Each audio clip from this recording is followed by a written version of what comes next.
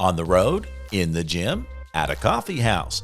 No matter where you listen, this is Prevention Perk. I'm Steve Miller with Mid-America PTTC. It's time to perk up our prevention efforts.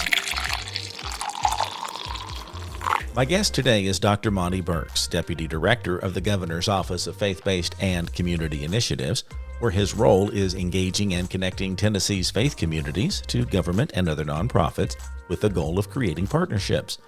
I met up with Dr. Burks at the Kansas Prevention Conference, where he spoke about building blocks, faith, prevention, recovery, and the different intersection points between traditional and non-traditional behavioral health communities.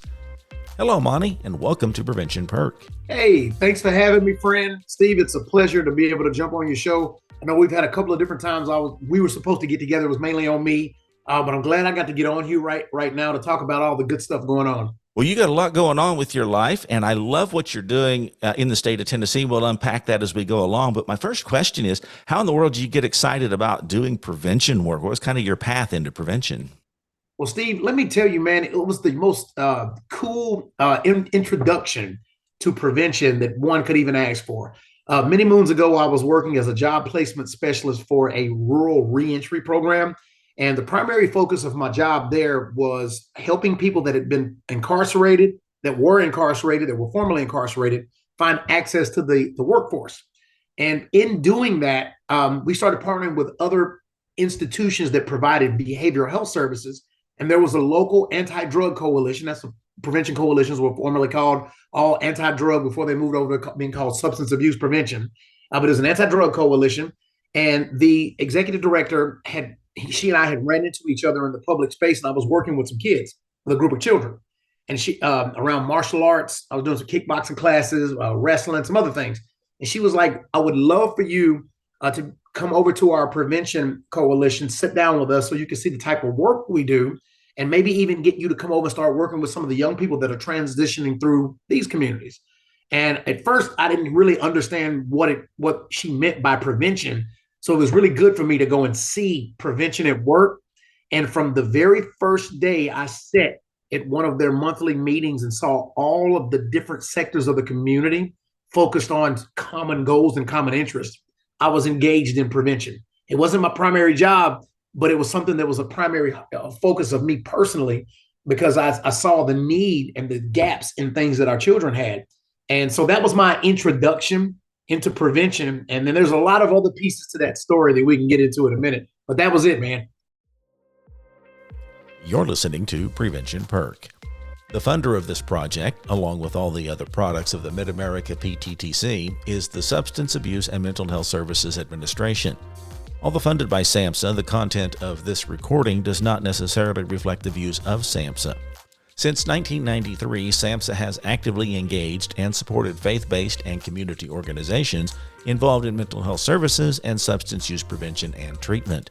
Their Community Substance Abuse Prevention Partnership Program includes more than 800 faith-based community partners. To learn more about programs and practices available, including funding opportunities, search SAMHSA Faith-Based Community Engagement. We have a link in our show notes.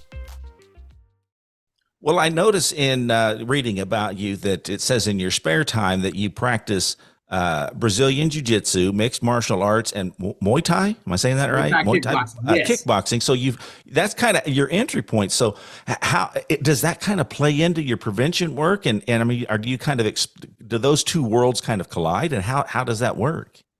Man, I can tell you for sure that the discipline behind martial arts is the thing that actually changed me internally. So one of the things that I figured out growing up is that while my body might age, my mind is still sharp. I saw a lot of young kids that needed access to discipline programs that might not be able to afford those programs. And I was in a fairly good place in my life where I could kind of volunteer and give back. So as I volunteered and gave back, I learned to develop to see young people's personalities grow. So different things you could see with our children, our teenagers. And then when I was introduced to prevention, I said, wow, this group is providing resources that can train young people how to figure out their own gaps in their lives and maybe put something in there that's positive, connecting kids to, smoke-free campaigns, connecting kids to after-school programs that can lead to higher literacy rates. Like all of these different things were happening. And a lot of our local communities had no idea that prevention coalitions were doing this kind of stuff. And I was like, man, let's throw some martial arts in there. Let's volunteer. Let's bring this other side of discipline, because every kid doesn't play football. Every kid doesn't play baseball. Every kid doesn't play basketball. There's some very good people that are just non-traditional that might like to get involved in combat sports. They might want to go hit a bag a little bit. They might want to do some yoga. It's like all these other things out there. So that's kind of the connection there with me, because I was an athlete when I was young. I played traditional sports. When I got older, I was introduced to martial art culture, mixed martial arts specifically. And it was really a gear that changed my life. I think that in today's world, it's probably a good, not just a reminder, but a good practice to get youth engaged in just moving their body. You know, overall, we're kind of a sedentary population, but with young minds, and if you're trying to address, you know, mental health and emotional fitness, that's just a great way to keep the body moving. And at the same time, like you're saying, keep the mind sharp. So, and I believe, listen, man, you and I are close to the same age. We grew up in a different time. It was more outdoor activity. I can tell you now that our young people are missing a wonderful part of their life when they're at their prime athletic peak, for them to see kind of what they can do. And I'm not saying everybody needs to take martial arts. I'm not saying that. I am saying that we waste a lot of time in sedentary positions, not utilizing the full gifts that we have. I think that if we encourage young people to go try something different and exude that energy and build and grow, we're going to create longevity in their life, their health. Good for their mental health, their emotional health, learning how to deal with things before things deal with them. I think that that's the power of the martial art community and the fitness community. Wow, that's wonderful. So you told me when we logged on this morning that recently you went from a department level position. You're now in the governor's office, and you're still leading the faith-based and community initiatives for the state. Can you kind of unpack what does that look like in the state of Tennessee? I mean, how are you working to merge these two entities? So with my previous job, I spent close to 10 years with the Department of Mental Health and Substance Abuse Services. And in that position, my role was connecting our faith communities to prevention, treatment, recovery, and criminal justice opportunities to kind of be catalyst of change in the community. Our faith communities make up a very large portion of the state of Tennessee. We have over half of our state's population identify with some type of faith tradition. From a government space, it was my job as an incumbent government person to make sure that our faith communities understood how to utilize state resources for their own communities. It was a beautiful partnership, because if you want, in any local community, people have local leaders, not elected officials, but local leaders.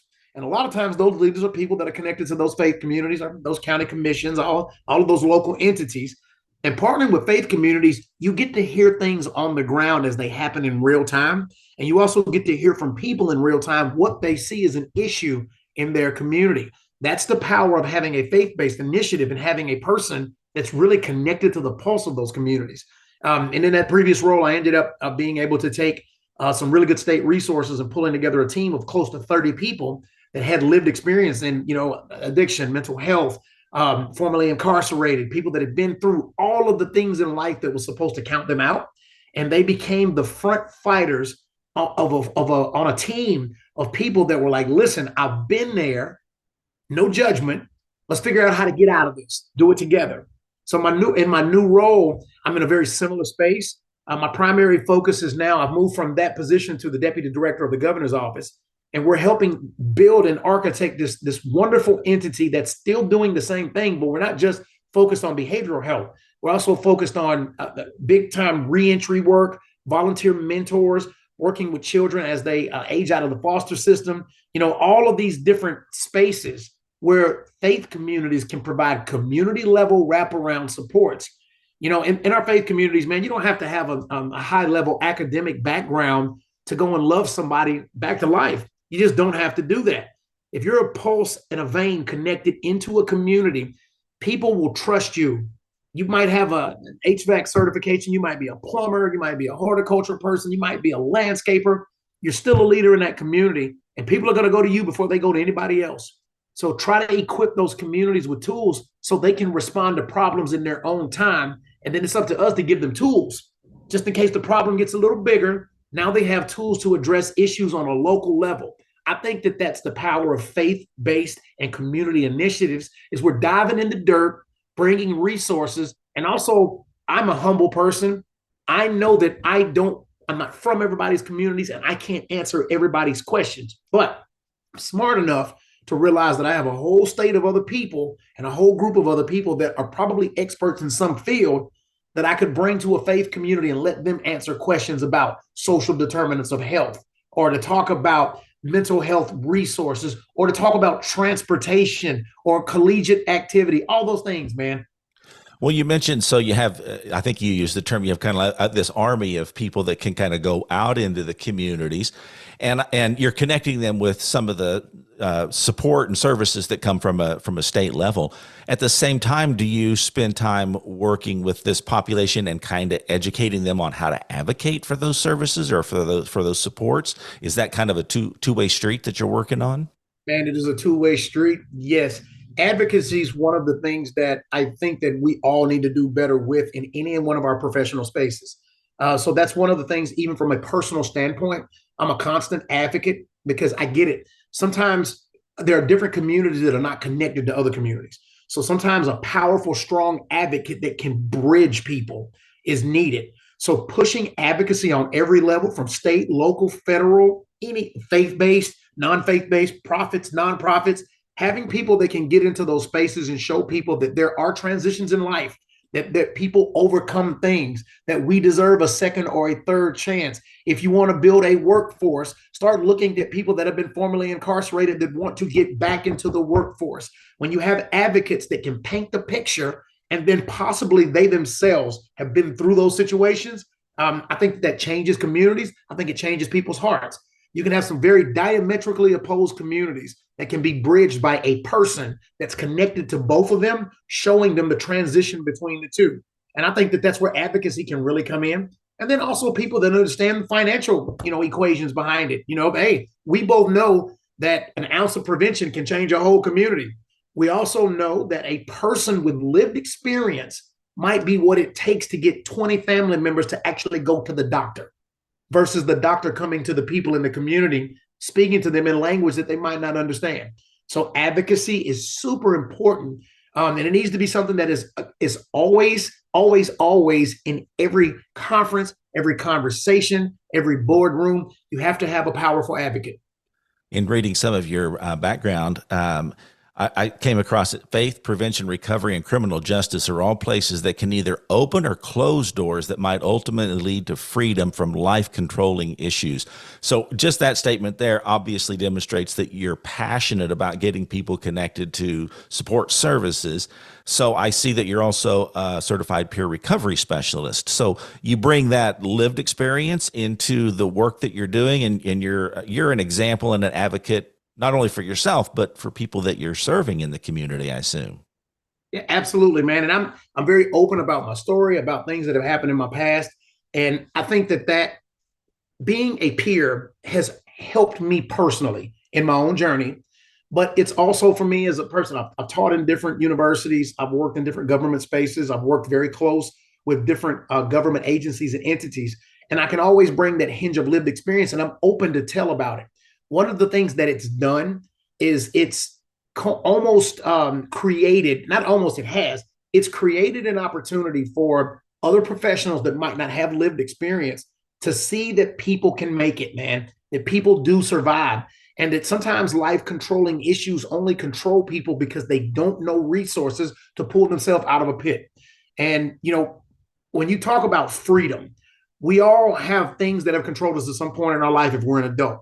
Sometimes we have family, we have community, we have our own internal mechanisms that help us kind of free ourselves from certain things.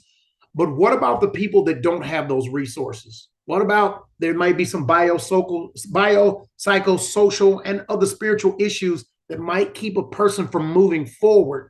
Imagine if people in all of those communities, people that had access to all of those resources, were in every community on the same page. Hey, listen, here's an entry point for me to get you to 5 other resources for you to find your own freedom. Because here's the truth is, there's a lot of us have been trapped in open cages for years. not realizing that we could take that step to freedom on our own.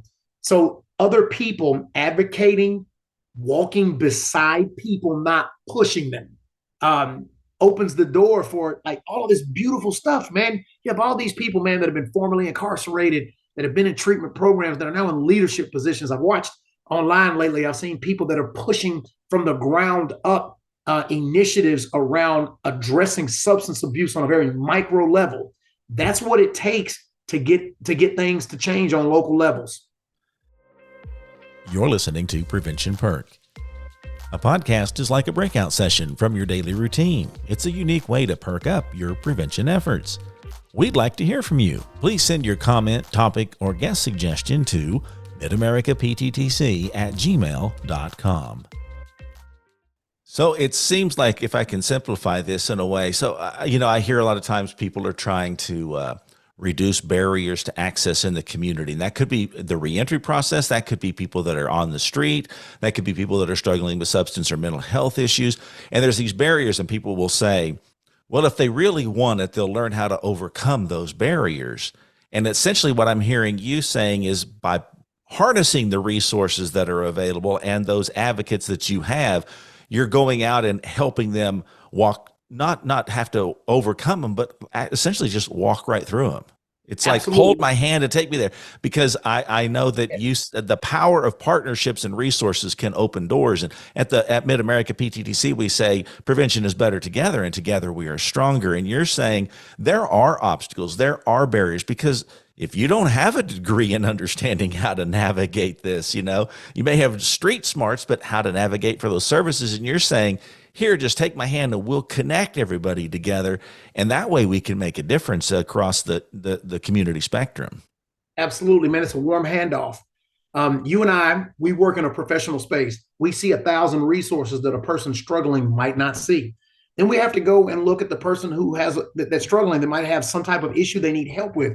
We don't know what type of literacy rates are in their community and their family. We don't know their education level. We don't know what they've seen and how they see it. We don't know that they might have a trauma associated with trying to access a healthcare agency. But what we could do as a person with lived experience is meet them exactly where they are and walk with them to the door and introduce them to somebody that might be friendly enough to hang out with them for a minute and listen. There's a power in partnership. Partnership is a unique word. So collaborations and partnerships, we see them all the time. Two big things merge together. Cool. But it also takes people in the middle, small cogs in the wheel, little bricks in the foundation, to have to figure out connecting points. And that's what we have to do with people, is realize that we have these two things that are trying to get together. What's the middle connective tissue going to be? What's going to be the bond? One of the things that bonds people, man, is person first language. Learn how to talk to people. Don't throw words at people. Get with people. Call people by their names. Introduce them to other people by their name. These are all these tools that we have available for us. And when I say tools, the tools are not just for the person who needs help or the person who's struggling. The tools are also for the advocate. The advocate has to always be aware and careful that just a couple of words could close a door, but a couple of words could also open a door for lifelong freedom. So that's that advocacy piece and that awareness. I like that piece. A few years ago, I was part of a project where we developed a mobile app for your phone or iPad or whatever, and it was for the Alliance for Drug Endangered Children. And one of the things that we talked about early on was, how these case managers or caseworkers could connect with the resources to their constituents or their clients or whatever that they were trying to serve. And the thing that we ended up developing, because they were all about, how can we get them these resources? How can we get them this and that? And they were really surprised when we kind of came back and said, have you learned how to understand their language? Yes. Because there is a barrier. I remember there was a woman she was a previous caseworker for Children's Division, and then she went to work at a treatment center. And she said, when she was a caseworker, someone could say, yeah, I'm in a 12-step program and I just worked the 7th step. And she said, I had no idea what that meant. She said they could have, they might have. I didn't know. I just thought, well, there's 12 of them. They've come a long ways, And I said, well, so should we build in something where you where you understand where they're coming from. What does it mean to be in recovery, and how important is it to take a chip, and how do you understand the language that they're trying to convey? That doesn't mean you need to go to the meetings with them, so to speak. It's like we created kind of a crash course within the app, and they could understand what are the 12 steps, what are they talking about. It was kind of like a cheat sheet for the slang that might be a part of someone who's had a lived experience. But it was a great connector within that process. I thought this was really interesting, and you're kind of talking to the same thing. Well, I speak from a peer advocacy space. Cultural competency 101 is understanding the community you're serving, understanding the community that you're working with. So even if you're right, even if you haven't had to go through a step study, it'd be good if you were going to work with that population to understand exactly what the step study is. You don't have to have gone through the 12 and know the 12, but it will be good to acknowledge that each one of those steps could take a person a year. It might be a day, it might be a year. So someone telling you that they finally graduated or moved past step 7, be aware of what it took to get there. The humbling experiences, the giving up and letting go, of the fearless and moral inventories, the trying to figure out if it's even possible to make amends with things you burned down in your past. Like there's all these different psychological things that happen internally for a person that gets them to there. And you're so right. A crash course is something that's, if you're going to work in behavioral health and you have no background in behavioral health, just a crash course on understanding other people's situations. Just because it didn't happen to you or you haven't experienced it doesn't mean that it didn't happen to them. And that, when people know that, when people know that you're cool enough to listen, they'll talk to you more. Yeah. Well, the word that comes to mind as we're unpacking this and kind of talking about it is we're really addressing the stigma about what it means to be a person that has lived experience, whether it's a mental health issue, whether it's been some sort of a trauma, or it's a substance use disorder. There's a stigma around all of that. And the more I can learn about that as an advocate for people, the more that we can communicate, the less we're going to have this cloud of stigma hanging over us. Yeah, I agree. Stigma is a booger, man. It works. It affects communities so many different ways. It also infects communities. And so traditionally people. I like that. Affects and infects. That's great. And it's, it's a true statement. You think about it. So the way it infects a community is not, people are afraid sometimes to help their brother and sister because they're afraid of how other people are going to judge them. Or you're soft. You should do tough love because this is what I would do. Well, it's not your children. It's not your family member. I don't know what you would do, but let me tell you what I'm going to have to do to save my family member's life. And, stigma, you have to confront it head on. You can be very graceful when confronting stigma. You have to see it, have to understand it, and realize that it is there. It is a barrier, but good people, well-intended people sometimes do things they don't mean to or say things they don't mean to. So maybe we can culture them so the infection can go away and then they can learn how to love other people back to life. And the other side of stigma is people are ashamed and they're guilted. They just don't want to find help. They're afraid to say something to you. They're afraid to go and apply for a job. They're afraid to come out of the house. All these things really do happen. And when somebody says, pull yourself up by the bootstraps, it's a common thing that's said. You're talking to people who might not yet have boots. So you're creating a problem that doesn't need to exist when you just love someone back to life or give them a chance to do their thing. That's how we can combat stigma.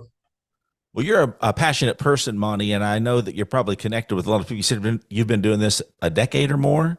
I'm curious. So I can see you're probably working every angle you can during a given day. But what I'd like to know is, do you guys have like a collaborative network or a coalition network, or how do you like keep all of these individuals engaged? Are they meeting for trainings? Are they coming together for a conference?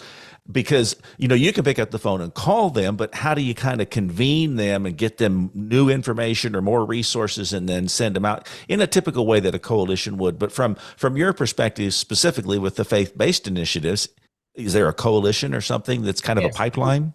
Absolutely, man. So there are regional directors, there are grand division directors. Each one of those has a particular part of the state of Tennessee that they are in the preventative behavioral health space. Their job is to work with coalitions, recovery courts, recovery communities, each one of them to have monthly convenings and trainings across Tennessee's 3 grand divisions and 7 planning regions. So this is something that happens in real time. And you can actually, for that work, you can go to tn.gov/behavioral health and look up faith-based initiatives. And they put monthly opportunities for anybody that wants to train in that space. The faith-based initiatives has something going on like that 3, 4, 5 times a week. This could include Saturdays and Sundays. One of the more popular things has actually been going to congregational spaces, going to synagogues, going to the mosque, going to temples, each on their day of worship, and opening the door to have conversations about behavioral health resources. On the government space, from the other side that I'm on now, we do the same thing. We have statewide and regional convenings where we pull our faith-based communities together and constantly keep them in contact with resources and other issues that are coming down the pipe that these resources might be able to help them with. I think encouraging people to get to the table, whether they fully understand everything going on or not, is irrelevant. Get them to the table so you can get them the tools just in case something happens and they need it. We don't all have flat tires, but it's good that we know how to change a tire or how to put air in a tire before the tire goes flat. Isn't that prevention 101, man? Isn't that prevention 101? Yeah. So you mentioned a website in there, and I'm curious. We'll put that in the show notes as long as also with a way to connect with you. But I wonder, are some of those trainings that you talked about, are they in person, or do you have, everybody's kind of gone to a virtual platform since COVID. Do you have things that are in the virtual space that people that might not live in Tennessee could connect with? Absolutely, man. A lot, there's a wealth of the trainings that are online. Some of them are actually recorded online. People can go on the site and look at them and just go through the training themselves. The ones that are in person, I think more than half of them, and don't let me say this number wrong, but it is in my strong house that I think that half of those trainings are hybrid, so people can come in virtual. And that's so you can reach people in some of the remotest corners, or people that just can't leave the house that day. For whatever reason, somebody can't leave the house. One of the things that I think we got during COVID that we got right was the online platforms for trainings, because we have some very seasoned people that just might not be able to travel for whatever reason. So give them the opportunity to pull out a smartphone and log in or to log on. I think that opens the door. And also for some of our retirees that just don't have the bandwidth to travel, 30 or 40 miles to a training, doesn't mean they shouldn't go through the training. They might be very active in their faith community and need to understand suicide prevention or understand job connections from the workforce. So that's something that we push very much in this space, because working with faith-based institutions on every level is you're working with a lot of volunteers. I mean, you have a pastor, you have a board, but the majority of the congregational folks are non-paid volunteers that have chosen to serve their community. So you have to be culturally competent to them and make sure you bring things that they can get on their time, because they may work 2 jobs, 1 job, 2 jobs, 3 jobs to get things done. I was talking to a guy, and it'll be in one of the episodes for the Perk, and he brought up the barrier of rural communication, and I wonder if that's a reality. I'm assuming it is. There's lots of rural spaces in Tennessee. How you can make that connection, because in some spaces, broadband is still, being unpacked today. It's like to connect with that internet. And I'm wondering if you found some ways that if they don't have good quality internet service, say in their home or something, is there a way that you found that they can connect to some of your virtual spaces in unique ways? For instance, I worked with a small community, and they were having a devil of a time connecting to the internet at a space they worked at. And the sheriff said, come out to our facility. We've got a good connection to the internet. And that way they could bring in virtual guests that could present, to their community. And I just wondered if you've been able to think of some things that would help reduce that barrier, because transportation's one, but internet transportation's another. Well, access to broadband has been a booger for years, especially when you go into rural America and there are places that they're just, the terrain is not kind to cell service. So one of the things that happens in some of our faith-based communities is that the faith-based groups have, and this is specifically churches, it's not other faith groups. Other faith-based groups, to my knowledge, have not done this, but some of the churches around our state have opened their Wi-Fi for people to park in their parking lots and utilize the Wi-Fi. So those open internet cafes, and there's also some other nonprofits that do the same. In the rural space, that could be very important for people who just might not have internet service, period. Not just access to broadband. They might not actually be able to afford internet service because it's not a cheap venture. So internet cyber cafes where people can just pull up and log on. I also applaud people like Starbucks and other entities, McDonald's, that allow people in some of those rural spaces to pull up outside, stay in the car, maybe get online and fill out a job application, do all of those things. These things happen, but this is where the power of community and messaging come in. A lot of people don't know that even happens. You and I are having this conversation because we see that this is an innovative way to get people resources, but who do they go to find out that even happens? This is where faith-based communities could be a message convener like none other. People go to churches for resources, period. Whether they believe in what the church believes or not, they still go there looking for resource. There's research, there's evidence behind that. So when people say, hey, we're going to have a cyber cafe, it's over here at this place on 8th Street on Tuesday, you can come and use the internet for 3 hours. Let people know that, and they'll come. That's great. I love it. You're listening to Prevention Perk. Faith and community leaders are often the first point of contact when individuals and families face mental health problems or traumatic events. In fact, in times of crisis, many will turn to trusted leaders in their communities before they turn to mental health professionals.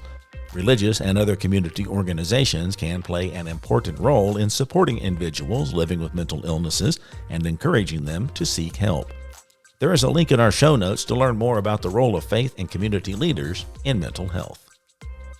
I appreciate the conversation that we've had. Now, this is your opportunity to kind of, share your wisdom. You're the sage on the stage. Is there something we didn't talk about, or is there just a simple, message that you want to make sure the audience walks away with, something they might think, say, or do differently as a result of the conversation we've had? Man, I do want to leave with this.